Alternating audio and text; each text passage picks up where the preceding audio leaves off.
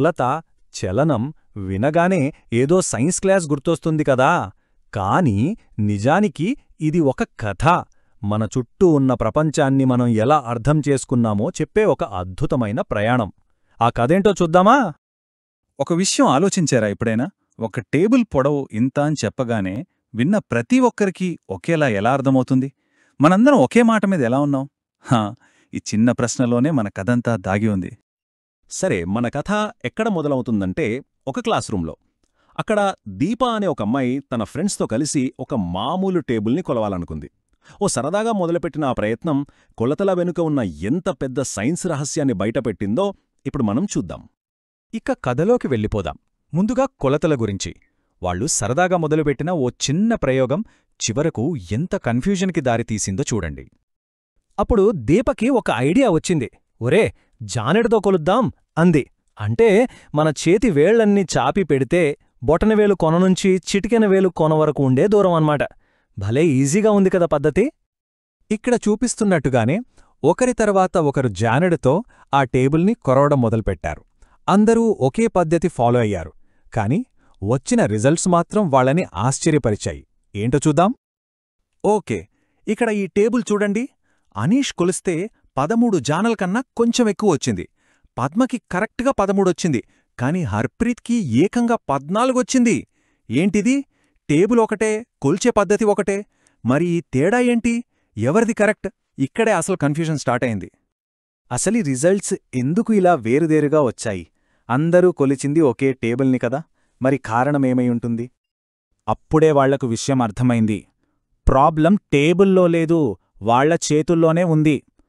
ఒక్కొక్కరి చెయ్యి ఒక్కో సైజులో ఉంటుంది కదా, అంటే వాళ్ల జాన కూడా వేరువేరుగా ఉంటుంది. అప్పుడు వాళ్లకు విషయం క్లియర్గా తెలిసొచ్చింది. ఇలా చేతులతో కాళ్లతో కొలవడమనేది అస్సలు కరెక్ట్ పద్ధతి కాదు అని. మరి ఈ కన్ఫ్యూజన్కి సొల్యూషన్ ఏంటి? ఉంది, ఖచ్చితంగా ఉంది. అదే మన కథలో తర్వాతి భాగం. అసలు మనకు స్టాండర్డ్స్ ఎందుకు అవసరం? ప్రామాణిక యూనిట్ అంటే స్టాండర్డ్ యూనిట్. సింపుల్గా చెప్పాలంటే ప్రపంచంలో అందరూ ఒప్పుకున్న ఒక ఫిక్స్డ్ కొలత. ఎవరు, ఎక్కడ, ఎప్పుడు కొలిచినా ఒకే రిజల్ట్ రావాలి. సైన్స్లో అయినా, బిజినెస్లో అయినా, మన రోజువారీ జీవితంలో అయినా సరే ఈ క్లారిటీ చాలా ముఖ్యం. సరిగ్గా ఈ ప్రాబ్లంని సాల్వ్ చేయడానికే ప్రపంచమంతా కలిసి ఒక సిస్టమ్ని ఫాలో అవుతోంది. దాని పేరే అంతర్జాతీయ ప్రమాణాల వ్యవస్థ, లేదా సింపుల్గా SI యూనిట్స్. చూడండి, ఒక క్లాస్ రూంలో మొదలైన సమస్యకు ఇప్పుడు ప్రపంచవ్యాప్త పరిష్కారం దొరికింది. మనం పొడవు గురించి మాట్లాడితే ప్రపంచమంతా వాడే స్టాండర్డ్ యూనిట్ మీటర్. అదే పెన్సిల్ లాంటి చిన్న వస్తువును కొలవాలంటే ఆ మీటర్నే 100 భాగాలు చేసి సెంటీమీటర్ అంటాం. ఇంకా చిన్నవాటికి మిల్లీమీటర్. మరి ఊళ్ల మధ్య దూరం 1000 మీటర్లని కలిపి 1 కిలోమీటర్ అంటాం. భలే ఉంది గడా. ఈ ఒక్క సిస్టంతో మనం ఒక చిన్న సూది నుంచి నక్షత్రాల దూరం వరకు దేన్నైనా సరే ఖచ్చితంగా కొలవచ్చు. ఓకే, స్టాండర్డ్స్ గురించి తెలిసింది. కానీ వాటిని కరెక్ట్గా వాడటం కూడా తెలియాలి కదా. మనం రోజూ వాడే స్కేల్ని ఉపయోగించడంలో కూడా కొన్ని టెక్నిక్స్, టిప్స్ ఉన్నాయి. ఏంటో చూసేద్దాం. అందుకే గుర్తుపెట్టుకోవలసిన ముఖ్యమైన విషయమేంటంటే, కరెక్ట్ మెజర్మెంట్ కావాలంటే స్కేల్ని వస్తువుకు స్ట్రైట్గా పెట్టాలి, వంకరగా కాదు. ఇంకా ఎప్పుడూ 0 మార్క్ దగ్గర్నుంచే కొలవడం స్టార్ట్ చేయాలి. ఈ చిన్న చిన్న పొరపాట్లే పెద్ద తేడాలు చూపిస్తాయి. ఇంకో కామన్ మిస్టేక్ ఉంది. అదే పారలాక్స్ ఎర్రర్. సింపుల్గా చెప్పాలంటే స్కేల్ని మనం సైడ్ నుంచి చూస్తే రీడింగ్ వేరేలా కనిపిస్తుంది. అందుకే ఖచ్చితమైన కొలత కావాలంటే మనం ఏ పాయింట్ని అయితే చూస్తున్నామో దానికి సరిగ్గా పైనుంచి చూడాలి, స్ట్రైట్గా. ఆహా, ఇది చాలామందికి జరిగే ఉంటుంది. స్కేల్ కొన విరిగిపోతుంది. మరి ఆ 0 మార్క్ పోతే ఆ స్కేల్ని పడేయాలా? అస్సలవసరం లేదు. దానికి కూడా ఒక ట్రిక్ ఉంది. పద్ధతి చాలా సింపుల్. 0 విరిగిపోయింది కదా, పర్లేదు. 1 సెంటీమీటర్ లాంటి ఏదైనా క్లియర్గా కనబడే నంబర్ దగ్గర్నుంచి కొలవడం స్టార్ట్ చేయండి. తర్వాత వస్తువు ఎక్కడైతే ఎండ్ అయిందో ఆ రీడింగ్ తీసుకోండి. ఇప్పుడు ఫైనల్ రీడింగ్ నుంచి మనం స్టార్ట్ చేసిన నంబర్ని తీసేయండి. అంతే, ప్రాబ్లం సాల్వ్డ్. మనకు కరెక్ట్ మెజర్మెంటు వచ్చేస్తుంది. సరే, ఇప్పటిదాకా మనం కదలకుండా ఉన్న వస్తువుల కొలతల గురించి మాట్లాడుకున్నాం. కానీ మన చుట్టూ ఉన్న ప్రపంచం ఎప్పుడూ కదులుతూనే ఉంటుంది. మరి కదలికని అంటే మోషన్ని సైన్స్ పరంగా ఎలా చెప్పాలి, ఎలా వర్ణించాలి?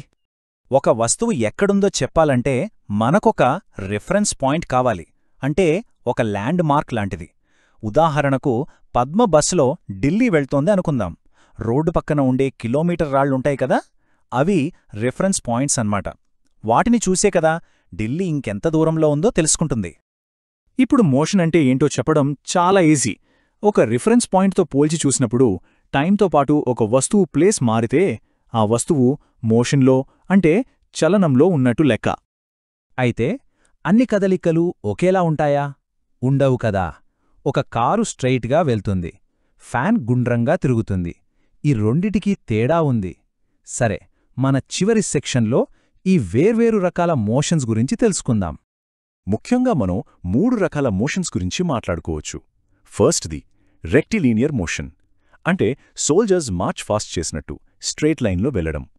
రెండోది సర్క్యులర్ మోషన్, పేర్లోనే ఉంది, ఫ్యాన్ రెక్కల్లా గుండ్రంగా తిరగడం. ఇక మూడోది ఆస్క్యులేటరీ మోషన్, అంటే ఉయ్యాల ఊగినట్టు ఒకే పాయింట్ నుంచి అటూ ఇటూ ముందుకు వెనక్కి కదలడం అన్నమాట. సరే, ఇంతటితో మన కథ చివరికి వచ్చేసింది. క్విక్గా మనం ఏం నేర్చుకున్నామో చూద్దామా? జానా, మూరా లాంటి కొలతలు కన్ఫ్యూజ్ చేస్తాయి. ఎస్ఐ యూనిట్స్ అందరికీ ఒకేలా అర్థమయ్యేలా చేస్తాయి. ఒక వస్తువు కదలుతోందో లేదో చెప్పాలంటే రెఫరెన్స్ పాయింట్ చాలా ముఖ్యం. అంతేకాదు, కదలికలు కూడా రకరకాలుగా ఉంటాయి. ముగించే ముందు ఒక చిన్న ప్రశ్న. ఒక్కసారి మీ చుట్టూ చూడండి. మీకు ఏమేం కదలికలు కనిపిస్తున్నాయి? తిరుగుతున్న ఫ్యాన్, గోడ గడియారంలోని ముళ్ళు, లేదంటే గాలికి ఊగే చెట్టు కొమ్మ. ఇందాక మనం మాట్లాడుకున్న మోషన్ టైప్స్లో వీటిని దేనికింద పెట్టచ్చు? ఒక్కసారి ఆలోచించి చూడండి.